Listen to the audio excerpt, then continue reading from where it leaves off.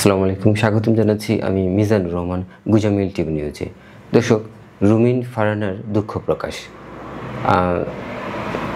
গত বেশ কয়েকদিন যাবৎ সামাজিক যোগাযোগ মাধ্যমে একটি সংবাদ নিয়ে খুবই হয়েছে এবং মোটামুটি খুবই একটা আলোড়ন সৃষ্টি হয়েছে, যেটা হচ্ছে যে এনসিপির নেতাকর্মীদের এবং রুমিন ফারহানা ওনাদের মধ্যে কিছু ঘটনা যেটা বাক বিতণ্ডার মধ্যে পড়ে যায়। সেটা হচ্ছে যে রুমিন ফারহানার দুঃখ প্রকাশ।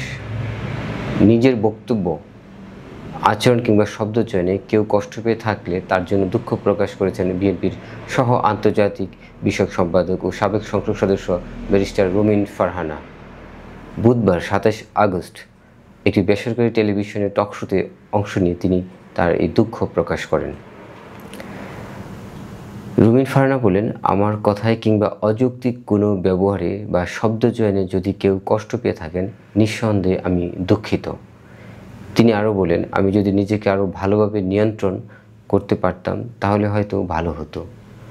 তবে দিন শেষে আমিও একজন মানুষ, একজন মানুষের ধৈর্যেরও একটা সীমা থাকে।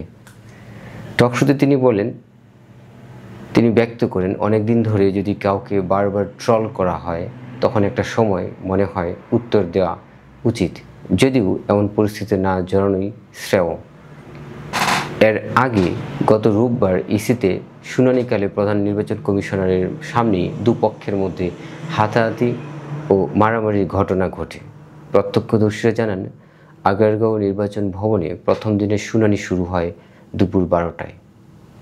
সোয়া 12টার দিকে শুনানিতে অংশ নিয়ে বিএনপির রুমিন ফারহানা ইসির প্রকাশিত খসড়ার পক্ষে তার যুক্তি তুলে ধরেন।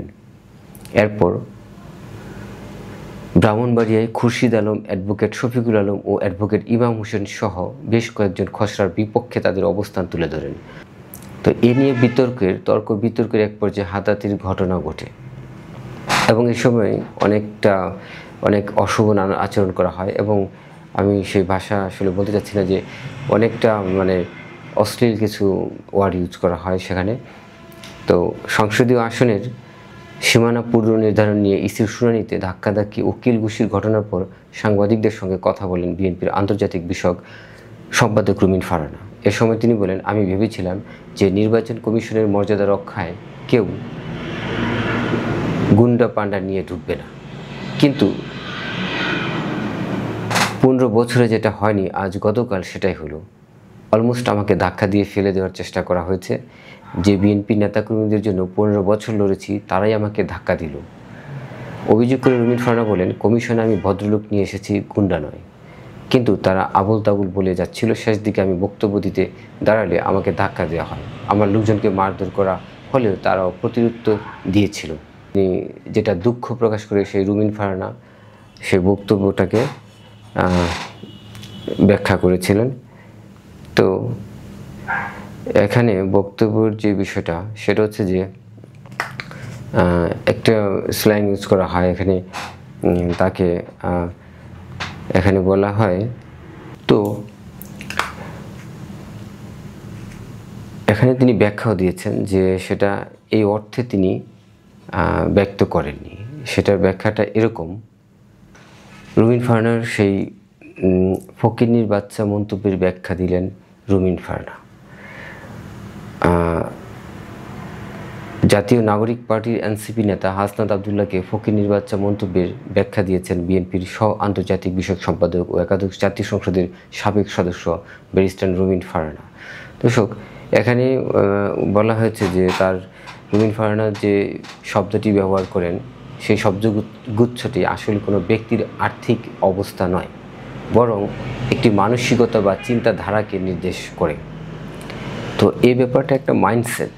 এর মানে এই নয় যে কেউ গরিব, বরং চিন্তা ভাবনায় নিচু মানসিকতার বহিঃপ্রকাশ।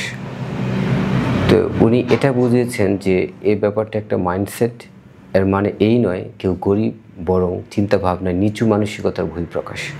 তিনি বলেন, এনসিপির যুগ্ম সদস্য সচিব হুমেরা নূর এবং হাসনাত আবদুল্লার মতো নেতারা রাজনৈতিক বক্তব্যে যে ভাষা ব্যবহার করেছেন তা নিম্নমানের এবং সাধারণ মানুষের কাছে গ্রহণযোগ্য নয়। তিনি দাবি করেন, তারা যে ভাষায় স্লোগান দেয় বা প্রতিপক্ষকে আক্রমণ করে সেটি বস্তির ভাষার সঙ্গে মিলে যায়। রুমিন ফারহানা নিজের ভেরিফাইড ফেসবুকে পেজে কড়া প্রতিক্রিয়া জানান এনসিপি নেতাদের সে বক্তব্যে। তো পোস্টে তিনি হাসনাতের ছাত্রলীগ সংশ্লিষ্ট কিছু ছবি এবং স্ক্রিনশটও পাঠিয়েছিলেন। তো দর্শক, এখানে একটা বিষয় যে তার ব্যবহৃত যে শব্দগুচ্ছ আসলে কোনো ব্যক্তির আর্থিক অবস্থা নয়, বরং যে মানসিকতা বা চিন্তাধারাকে নির্দেশ করে। কিন্তু দর্শক, একটা বিষয় খেয়াল করবেন যে এখানে যে স্ল্যাংটা ইউজ করা হয়েছে এটা মূলত একটা শ্রেণীর গোষ্ঠীকে বোঝাচ্ছে এবং অনেকটা তুচ্ছ তাচ্ছিল্য ভাবে কাউকে হ্যায় করা হয়। তা আমরা সেটা এই ভাষাটা আসলে খুবই স্পষ্ট যে এটা কাউকে খুবই তুচ্ছ এবং হ্যায় প্রতিপন্ন এবং তার যে সামাজিক বা আর্থিক অবস্থা এসব কিছুকে মেন করে একটা শ্রেণীকে মেন করে জিনিসগুলো বোঝানো হয়েছে। তো সেক্ষেত্রে আমি বলবো যে রুমিন ফারহানা ওনার এইসব বক্তব্য আসলে ওনার এসব স্ল্যাং ইউজ করাটা ঠিক হয়নি। কারণ রাজনৈতিক সব কিছু থেকেই মানে সর্বপর্যায় থেকে একটা ব্যক্তি বিশেষ বা যে কোনো ব্যক্তি সে রাজনীতির সাথে যুক্ত, কিন্তু তাই বলে যেটা শ্রেণী বা শ্রেণী গোত্র নিয়ে যেভাবে মন্তব্য করা হয়েছে, এভাবে যে শব্দ চয়ন করেছেন নিজের ভুলটা তিনি নিজে বুঝতে পেরেছেন, কিন্তু শেষে ওনার যে রাজনৈতিক অঙ্গনে যে অভিজ্ঞতা এবং যে রাজনৈতিক যে ঝুড়ি যে অভিজ্ঞতা সঞ্চয় করেছেন সে দৃষ্টিকোণ থেকে এখন বুঝেছেন, কিন্তু সেই শব্দ চয়নগুলো রাজনৈতিক নৈতিকতার দিক এবং সর্বোপরি এইভাবে তাকে বলা ঠিক হয়নি।